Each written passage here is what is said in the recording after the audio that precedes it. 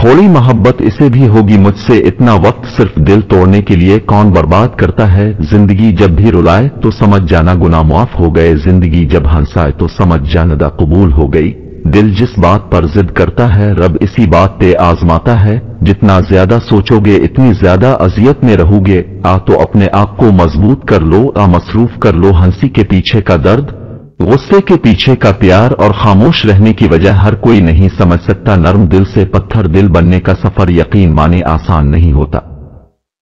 किसी को पाने के लिए हमारी सारी खूबियां कम पड़ जाती हैं और खोने के लिए एक गलत फहमी भी काफी है। जिंदगी में कुछ पल ऐसे आते हैं जिन्हें हम चाहकर भी अपनी याददाश्त से मिटा नहीं सकते। मुझे इख्तिलाफ है इन लोगों से जो कहते हैं कि वक्त हर जख्म को भर देता है। कभी कभी हम खुद से ही इतना दूर हो जाते हैं कि चाहते हुए भी अपने मन में झांक नहीं पाते। बेजारी की एक कैफियत नहीं, मुकम्मल अजियत है। कभी कभी मुकम्मल होने की ख्वाहिश में हम पहले से ज्यादा अधूरे हो जाते हैं।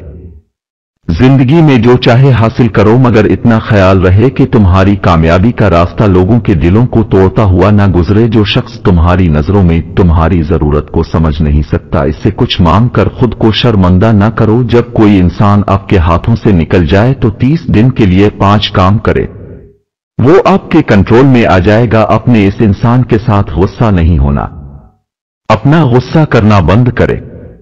अपने इस इंसान पर शक नहीं करना।